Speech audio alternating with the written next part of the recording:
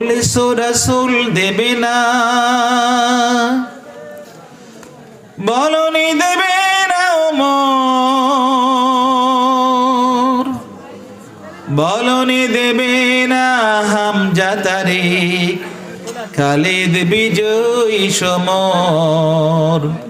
প্রভু তুমি বলেছো রাসূল দেবে না, বলনি দেবে না ওমর, বলনি দেবে না হামজা তারিক, খালিদ বিজয়ী সমর। প্রভু জান্নাতে যাওয়ার টিকিটের সংখ্যা বাড়তে থাকবে এবং আপনি নিরাপদে জান্নাতে যেতে পারবেন। সুবহানাল্লাহ।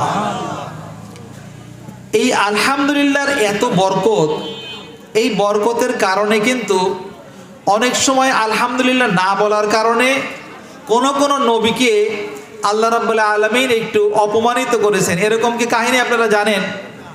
আলহামদুলিল্লাহ না বলার জন্য নবীকে ছোট হতে হয়েছে সামান্য একটা প্রাণীর কাছে। এরকম ঘটনা আপনারা জানেন না? হযরত মূসা আলাইহিস সালাম এবং হরিণের কাহিনী জানেন না আপনারা? শুনেছেন আপনারা? শোনেন নাই আপনারা? কাহিনীটা কাহিনী, কিন্তু এই কাহিনীর মধ্যে কোরআনের অনেক আয়াত আছে এবং রাসূলের সহিহ হাদিস আছে বলেই অনেক ওয়াইজন এই কাহিনী বলেন। মূসা আলাইহিস সালামকে কি বলা হয়? মূসা কালিমুল্লাহ বলা হয়। তিনি আল্লাহর সাথে সবচেয়ে বেশি কথা বলেছেন। কোথায় গিয়ে কথা বলেছেন? তুর পাহাড়ে গিয়ে কথা বলেছেন। মূসা আলাইহিস সালামের যখনই কোনো প্রয়োজন হতো তখনই তিনি কথা বলার জন্য তুর পাহাড়ে চলে যেতেন।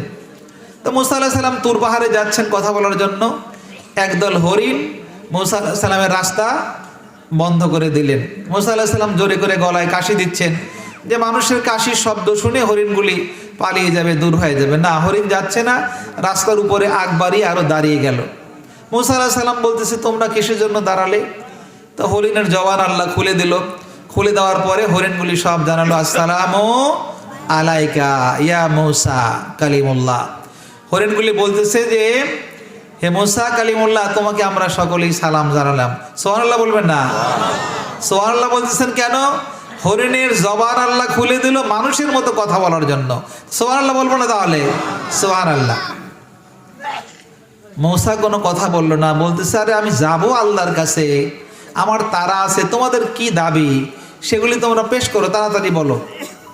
তো হরিণরা বলতেছে যে আপনি দেখেন না অনেক দিন হলো বৃষ্টি বাদল নাই, গাছগাছালি সব ঝরে পড়তেছে, কাঁচা পাতা নাই, খেতে পারছি না, আর আমাদের বনের মধ্যে যে খালগুলি ছিল সেগুলি শুকিয়ে গেছে, পানিও পাচ্ছি না আমরা, আমাদের মা হরিণগুলির স্তনে দুধ নাই, বাচ্চাগুলি দুধ পাচ্ছে না।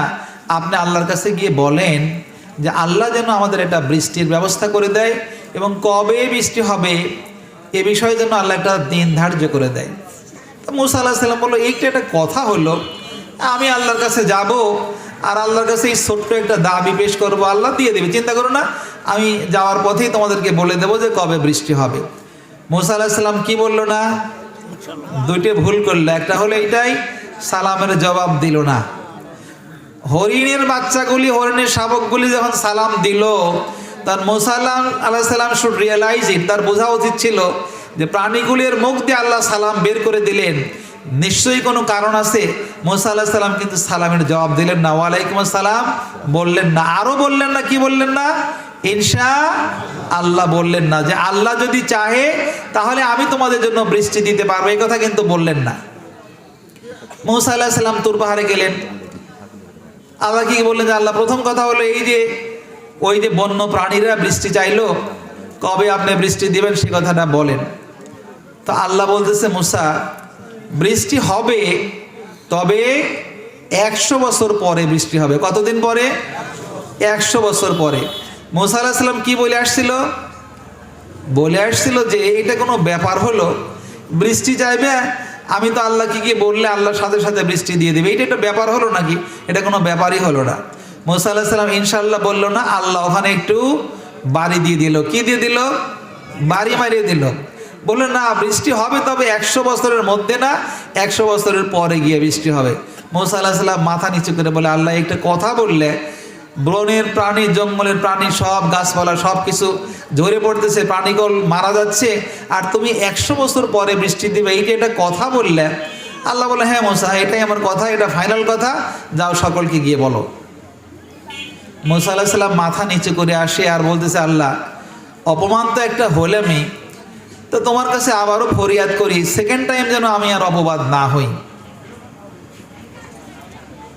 মুসা আলাইহিস সালাম আল্লাহর কাছে বলে, আল্লাহ একবার তো অপমান হলাম আল্লাহ, দ্বিতীয়বার যেন অপমান না হই, এই হরিণগুলি যেন রাস্তার উপরে আমার সামনে আর না আসে। মুসা বলতেছে, আল্লাহ আমারে বাঁচাও, আমি একবার তো মৃদু অপমান হলাম তোমার কাছে, আবার যদি হরিণের সামনে পড়ে এ প্রশ্ন জিজ্ঞেস করলে আমি জবাব দিতে পারবো না, আমি তো আবারও অপমান হলাম। মুসা আলাইহিস সালাম বড় রাস্তাটা বাদ দিয়ে চোরাগলি রাস্তার মধ্যে দিয়ে চলে যায় আর আল্লাহর কাছে বলে, আল্লাহ গো, তুমি মেহেরবানি করে হরিণগুলিকে আমার সামনে আর ফেলো না, আমি এই চোরাগলির রাস্তা দিয়ে রওনা হলাম, আমার সম্মানটা তুমি রক্ষা করো, ওই হরিণের দল যেন আমার সামনে না পড়ে। আল্লাহর চাওয়া হলো অন্যরকম।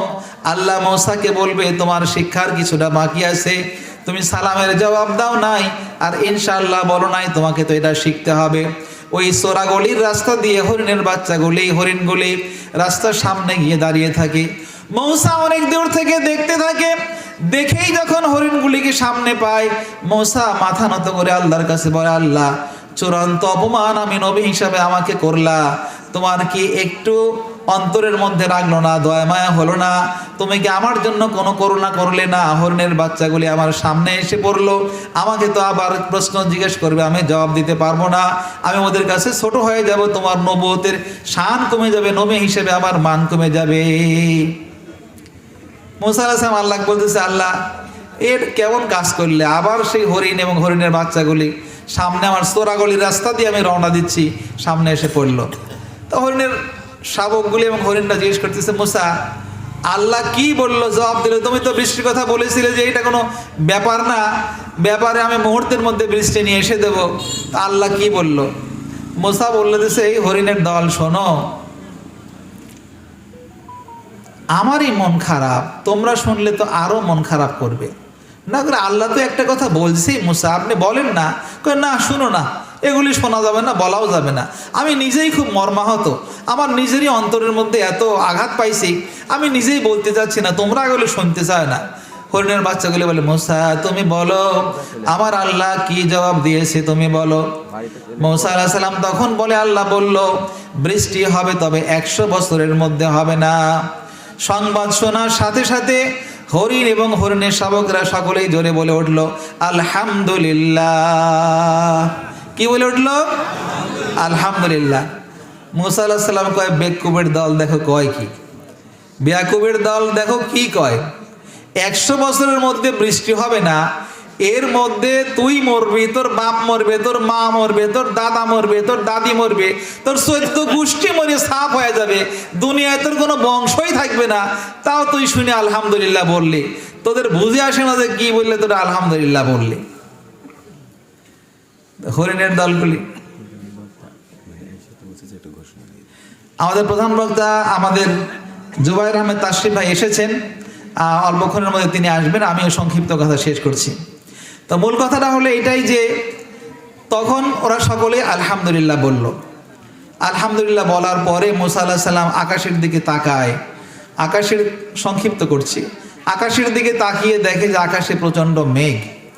তো মুসা আলাইহিস সালাম নিজেই অন্তরের মধ্যে সান্ত্বনা নেয়, এরকম মেঘ তো দৈনিকই লাগায়, আবার বাতাস শেষে মেঘ ঘুরে যায়, বৃষ্টি হয় না, আল্লাহ বৃষ্টি না হয় সেই ভালো, তাও আমার মান সম্মানটা থাকবে, বৃষ্টি দেওয়ার দরকার নাই। কিন্তু কয়েক মুহূর্তের মধ্যেই আকাশ কালো মেঘে মেঘাচ্ছিন্ন হয়ে যায় এবং ঝুপঝুপায়া বৃষ্টি নামে, সমস্ত বনের খালপালাগুলি সব পানি দিয়ে ভরে যায়। ভরে যাওয়ার পরে গাছপালাগুলি নূতন পাতা জ্বালায়, সজীব হয়ে ওঠে, প্রাণীকুলগুলি আল্লাহর শুকরিয়া আদায় করতে থাকে, আলহামদুলিল্লাহ বলেন। মুসার কি অবস্থা বলেন দেখি এখন? মুসা আল্লাহর কাছে আবার যায় তর্ক করার জন্য, তুর পাহাড়ে চলে গেছে। এই একটা কাজ করলে তুমি আল্লাহ, বৃষ্টি দিবে 100 বছরের পরে, সেটা তো করলেই না, আমি আমার ঘরে ওঠারও সময় পেলাম না, এর আগেই তুমি বৃষ্টি দিয়ে দিলা, তোমার তো কথা আর কাজের মধ্যে কোনো মিল নাই। আল্লাহ তখন বলতেছে, মুসা তুমি কি যখন এই হরিণের বাচ্চাগুলি শাবকগুলি সকলে মিলে তোমার কাছে যখন ফরিয়াদ করলো আল্লাহর কাছে জানানোর জন্য, তখন তুমি তো ইনশাআল্লাহ বলো নাই। আর যখন ওরা এই অভাবের মধ্যেও, এই দুঃসংবাদ শোনার মধ্যেও যখন আলহামদুলিল্লাহ বলল, তখন আমি আল্লাহর আমার যে প্রেমের যে জোয়ার, সেই জোয়ার অন্তরের মধ্যে এরকম আমার জোয়ার আসলো যে আমি আর স্থির থাকতে পারলাম না। আমি বৃষ্টির ফেরেশতাকে বললাম, ও বৃষ্টির ফেরেশতা মিকাইল, এখনই বৃষ্টি দিতে হবে, কারণ ওই বনের প্রাণীগুলি আলহামদুলিল্লাহ বলেছে, আমার যে সত্তা, এই সত্তার প্রশংসা করেছে, সুতরাং আমার পক্ষে বৃষ্টি দেওয়া ওয়াজিব হয়ে গেছে। সুবহানাল্লাহ বলবেন না? নবীকে যে কাজটা করতে, নবীর মাধ্যমে যে কাজটা হলো না, শুধু আলহামদুলিল্লাহ বলার কাজের কারণে কিন্তু সেই কথাটা হয়ে গেল। সম্মানিত ভাইরা, আরো বিশাল কাহিনী, কোরআনের আয়াত এরপরে একের পর এক এই কাহিনীর মধ্যে কোরআনের আয়াত আসবে, শুধু কোরআনের আয়াতই আসবে। এরপরে কাহিনীটা সংক্ষিপ্ত করলাম, কিন্তু কোরআনের আয়াত এরপরে শুরু হবে। তো আমরা আসলে যেটা কথাটা যেটা বলতে চাচ্ছিলাম সেটা হলো এইটাই, যে আজকের এই জালসায় আমি আপনাদের কাছে দুটো নসিহা পেশ করলাম। একটা হলো কি, যে আমরা সালাম দেব, তাই না? আমরা কালকে থেকে ইনশাআল্লাহ দল মত নির্বিশেষে বড় ছোটকে সালাম দিবেন, ছোট বড়কে সালাম দিবে। যারা দাড়ি টুপিওয়ালা মানুষ আছেন, জামাত ইসলামের ভাইরা যারা আছেন, যেহেতু আমি জামাত ইসলামের নেতা, কেন্দ্রীয় মজলিস শুরার সদস্য, আমি বলবো আমাদের ভাইরা অন্য দলের ভাইদেরকে আগে সালাম দিবেন। সালাম দেওয়ার ক্ষেত্রে যেন এরকম না হয় যে আপনারা পিছিয়ে পড়ছেন, আপনারা মোল্লা হুজুর দাড়ি আছে টুপি আছে বলে লোকজন আপনাদেরকে আগে সালাম দিবে, এই সিলসিলা ভাঙতে হবে। আমরা সালাম দেব, সকল দলের লোকজনকে আগে সালাম দেব এবং সালামের প্রতিযোগিতা করব, এবং এর মাধ্যমে আমরা জান্নাতুল ফেরদাউস লাভ করতে চাই ইনশাআল্লাহ তাআলা। পারবো তো? কথায় কথায় আলহামদুলিল্লাহ বলবো। রাস্তা দিয়ে একটা হাতি যাচ্ছে, আলহামদুলিল্লাহ, আল্লাহ এত বড় একটা প্রাণী তুমি দুনিয়ায় পাঠিয়েছো, তার আবার পিঠের উপরে ছোট্ট একজন মানুষকে দিয়েছো, মানুষের কত বুদ্ধি আল্লাহ দিয়েছো, আলহামদুলিল্লাহ। ওই যে আমার কথা হলো যে দিনে একবার আলহামদুলিল্লাহ বললে আমার মিজানের পাল্লা পরিপূর্ণ হয়ে গেল। আমি তো এই আমলই চাই, নাকি বলেন দেখি? আমি যদি বড় আমল দেই তাহলে আমরা পারবো না। আমি যদি বলি যে ইসলামী আন্দোলন করা ফরজ, চলেন আমরা জান এবং মাল দেই, তখন অনেক ভাই দেখবেন যে আর এই ওয়াজ শুনতে চাচ্ছেন না। যে কারণে ছোট আমল দিলাম, এই ছোট আমলের মাধ্যমে যাতে করে আমরা আমাদের দুনিয়ায় শান্তি এবং পরকালে মুক্তি পেতে পারি। সম্মানিত মুসল্লি ভাইরা, আপনারা যারা এখানে আসছেন প্রত্যেকেরই পরিবার আছে, প্রত্যেকই পরিবারকে আপনারা কোরআন পড়নেওয়ালা পরিবার বানান। কি পড়নেওয়ালা পরিবার? কোরআন পড়নেওয়ালা পরিবার বানান। কতজন ভাই কোরআন পড়া জানেন এই মাহফিলে? হাত তোলেন তো দেখি। আলহামদুলিল্লাহ, অনেক ভাই কোরআন পড়া জানেন আলহামদুলিল্লাহ। তো দেখলাম যে অনেক জালসাতে কোরআন পড়নেওয়ালার সংখ্যা বেশি, আবার অনেক ভাই হাত তোলেন নাই। তবে কোরআন পড়া শিখে নিন, কোরআন ছাড়া কিন্তু আপনি কোথাও চলতে পারবেন না। এই যে মৃত্যু পরবর্তী জীবন, কবরে যখনই শুবেন তখনই কিন্তু কোরআন আপনাকে সাফায়াত করা শুরু করে দেবে। আপনারা জানেন যে কবরে শুলেই কয়টা প্রশ্ন করা হয়? 3টা প্রশ্ন। এগুলি তো আপনারা জানেন। মা রব্বুকা ওয়া মা দীনুকা ওয়া মান নাবিয়ুক, জানেন না? যখন বলবে মা রব্বুকা, তখন কি বলবেন আপনারা? রব্বি আল্লাহ, আল্লাহ আমার রব, তাই না? আবার যখন বলবে যে মা দীনুকা, তখন কি বলবেন? আল ইসলাম ও দীন। বলবে যে তোমাদের নেতা কি ছিল, তখন আপনারা কি বলবেন? মুহাম্মদুর রাসূলুল্লাহ, হাজা নবিয়ুনা মুহাম্মদুর রাসূলুল্লাহ, এ তো আমার নেতা, আমার নবী মুহাম্মদ সাল্লাল্লাহু আলাইহি ওয়াসাল্লাম। কি দেখে বুঝবেন? কবরে যখন রাসূলের ছবি দেখানো হবে তখন আপনারা বুঝবেন যে রাসূলের দাড়ি আছে। তাহলে দুনিয়ার জিন্দেগিতে দাড়ি হলো রাসূলের একটা জীবন্ত সুন্নত। কি সুন্নত? জীবন্ত সুন্নত। এই দাড়ি দেখলে বোঝা যায় যে এই লোকটা মুসলমান। কবরে শুলেও ফেরেশতারা যখন আপনার দাড়ি দেখবে তখন বলবে যে না, এই লোকটা মুসলমান, এবং রাসূলের সুন্নতের একটা অংশ তার মুখের মধ্যে আছে, তার দাড়ি আছে। তখন তার মনটা নরম হয়ে যাবে যে না, সত্যিকার অর্থে তিনি যে বলছেন যে মুহাম্মদ আমার নবী, আমার নেতা, তিনি সে অনুকরণ করেছেন এবং দাড়ি রেখেছেন। সুতরাং সম্মানিত ভাইরা, আপনারা যারা আছেন মুসলমান সকলেই দাড়ি রাখবেন। দাড়ি রাখবো তো ইনশাআল্লাহ তাআলা। ওই যে বললাম যে যখন এই 3টে প্রশ্নের জবাব দিবেন তখন আবার ফেরেশতা বলবে মা ইলমুক, ভাই আপনি এই জবাবটা কোথা থেকে শিখছিলেন? তখন মুমিন বান্দা জবাব দেবে কি? কারাতু কিতাবাল্লাহ আমানতু বিহি ওয়া আমালতু বিহি। আমি আল্লাহর কোরআন পড়েছিলাম, তার উপরে আমার ঈমান ছিল এবং সেই অনুযায়ী আমার আমল ছিল। এবং একথা বলার পরে আপনাকে আসমান থেকে বলবে আফরিশুহু বিলাল জান্নাতি ওয়া বিসুহু মিনাল জান্নাত, ও ফেরেশতারা আমার এই বান্দার কবরে জান্নাতের পোশাক দিয়ে দাও, জান্নাতের নাজ নিয়ামত দিয়ে দাও। সুবহানাল্লাহ বলবো না? এটা কিসের কারণে? কোরআনের কারণে। কোরআন পড়লে ওরা বান্দার কিয়ামতের দিন, বিচারের দিনে কোনো হিসাব নাই। কি নাই? হিসাব নাই। ইয়া ইবাদি লা খাউফুন আলাইকুমুল ইয়াওমা ওয়ালা আনতুম তাহজানুন আল্লাযীনা আমানু বিআয়াতিনা ওয়া কানু মুসলিমিন উদখুলুল জান্নাতা আনতুম ওয়া আজওয়াজুকুম তুহবারুন। সুবহানাল্লাহ বলবেন না? বিচার চলতেছে, নবীরা ইয়া নাফসি বলে চিৎকার পাড়তেছে, আল্লাহ মাইক দিয়ে ঘোষণা করতেছে, ওই আমার বান্দারা, আজকের এই বিচার দিবসে তোমাদের চিন্তার কোনো কারণ নাই, তোমাদের ভয়েরও কোনো কারণ নাই। আল্লাযীনা আমানু বিআয়াতিনা ওয়া কানু মুসলিমিন, তোমরা যারা আমার কোরআনের আয়াত পড়ে মুসলমান হয়েছিলে তারা, উদখুলুল জান্নাতা আনতুম ওয়া আজওয়াজুকুম তুহবারুন, আজকে তোমরা হাসতে হাসতে জান্নাতে প্রবেশ করো, সাথে তোমার স্ত্রীটাকেও নিয়ে যাও, তোমার বউকেও নিয়ে জান্নাতে প্রবেশ করো। সুবহানাল্লাহ বলবো না? এইখানে কিন্তু বিচারের কোনো কথা বলা হয় নাই। সূরা যখরুফের 68-69 নম্বর আয়াতে আল্লাহ বলছেন, যে বান্দা কোরআন পড়নেওয়ালা বান্দা, এই বান্দা বিচারের দিন কোনো বিচার নাই, আল্লাহ নিজে বলতেছেন। আর বলতেছেন যে বিচারই না, খালি তোমার স্ত্রীকে নিয়ে তুমি জান্নাতে প্রবেশ করো, এই স্ত্রী তোমার জান্নাতের হুরদের সর্দারনী হিসেবে তোমার সেবা করবে। সুবহানাল্লাহ বলবো না? সুতরাং সম্মানিত ভাইরা, আমাদের প্রধান বক্তা যেহেতু এসে গেছেন, উনি এখনই চলে আসবেন। আমি আপনাদের সামনে, উনি আসতেছেন, তো এখন কথাটা হলো এইটাই যে আমি আপনাদের কাছে যেটা বললাম সেটা হলো এইটাই যে আমরা মানুষকে সালাম দেব, আমরা কথায় কথায় আলহামদুলিল্লাহ বলবো, কোরআন পড়া শিখবো, পরিবারকে কোরআন পড়নেওয়ালা বানাবো ইনশাআল্লাহ তাআলা। বিচার দিবসে কয়টা প্রশ্ন করবে আল্লাহ জানেন কি আপনারা? কয়টা প্রশ্ন করবে আল্লাহ? দুইটা প্রশ্ন করবে। কয়টা প্রশ্ন? হাদিসে আছে 5টা প্রশ্ন, কোরআনে আছে 5টা প্রশ্ন।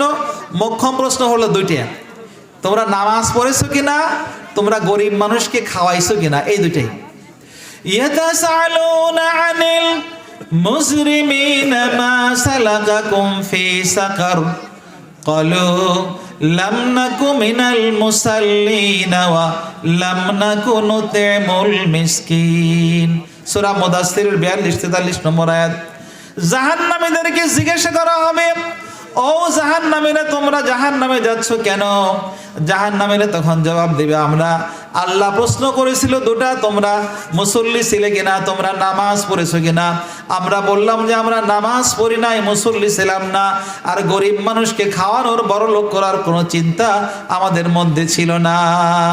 কয়টা প্রশ্ন তাহলে?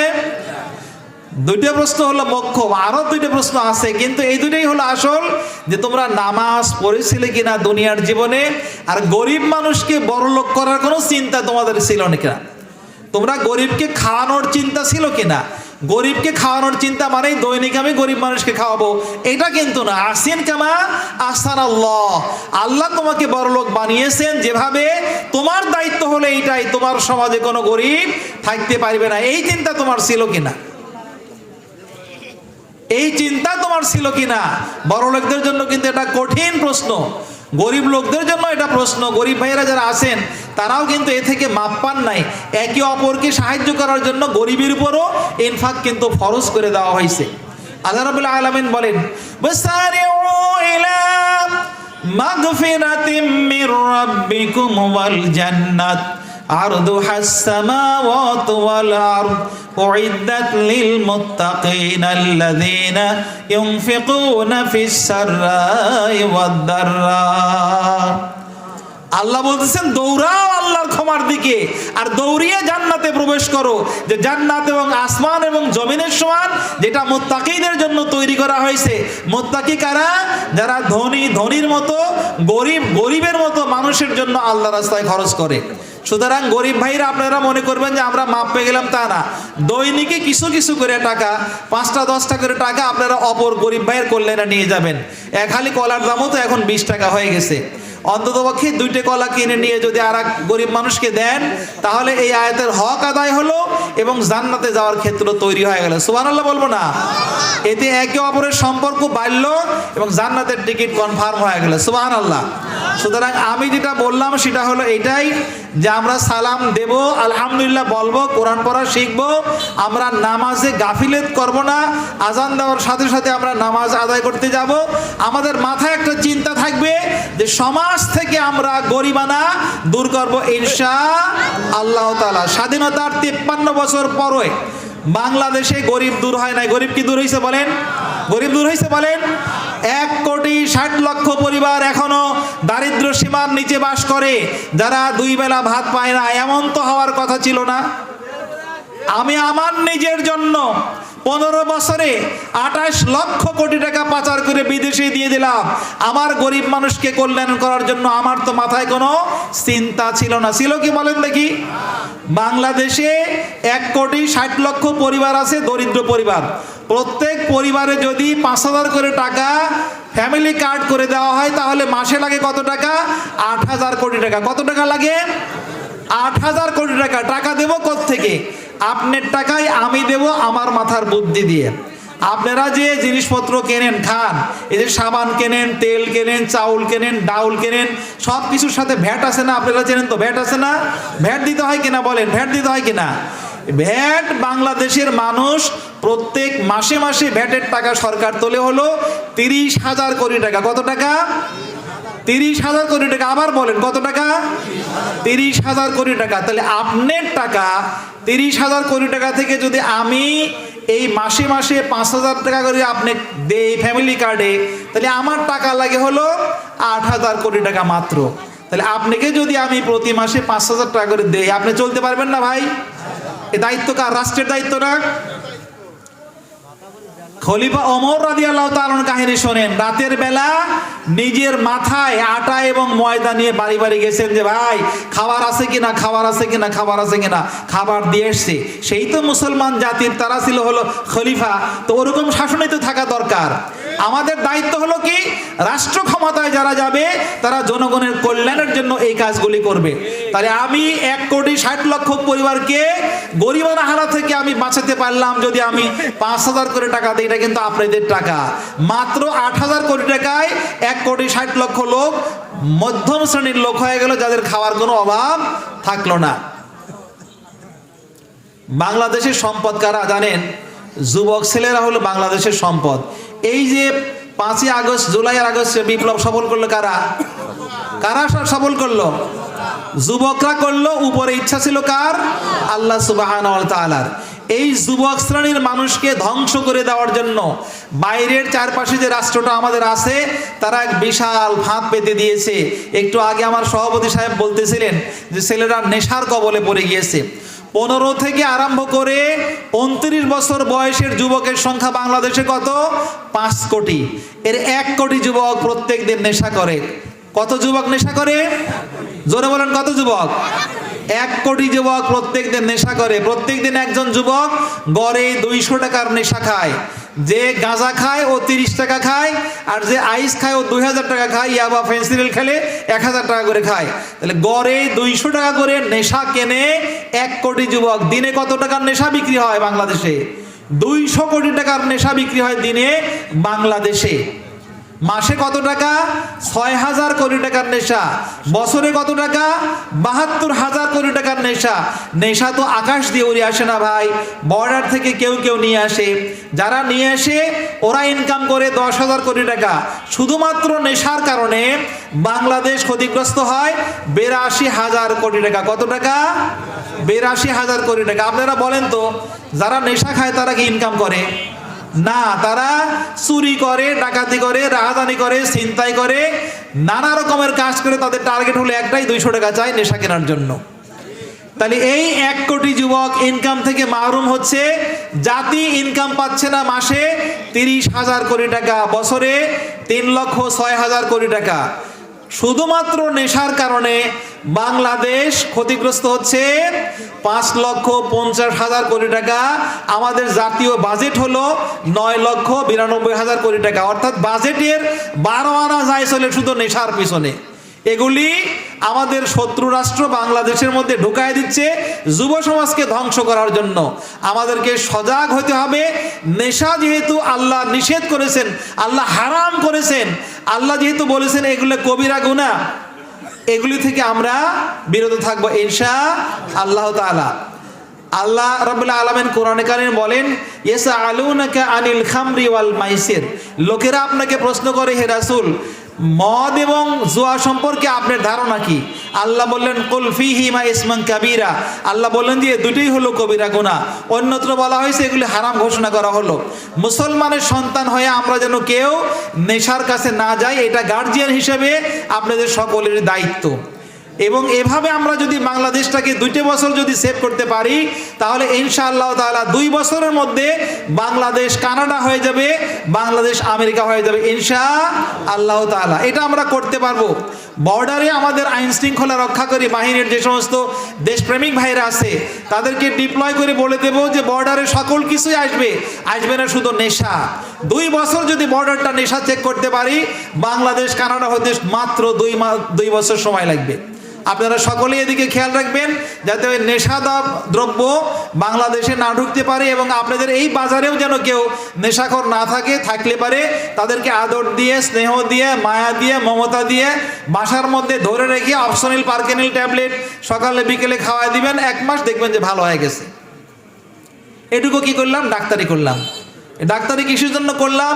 এই সমাজটাকে ভালো দেখতে চাই, এ দেশকে ভালো দেখতে চাই, এ দেশকে দারিদ্র মুক্ত করতে চাই।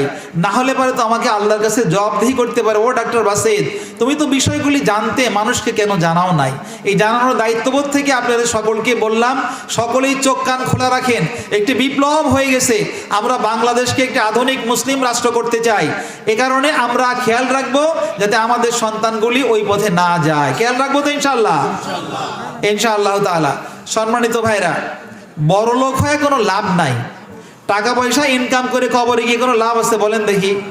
কবরে শোয়ার সাথে সাথে আপনি বলবেন, আমি বলবো, বড় লোকরা বলবে, মা আগনা আন্নি মালিয়া হালাকা আন্নি সুলতানিয়া, মা আগনা আন্নি মালিয়া হালাকা আন্নি সুলতানিয়া, খুযুহু ফাগুল্লুহু সুম্মাল জাহিম সাল্লুহু।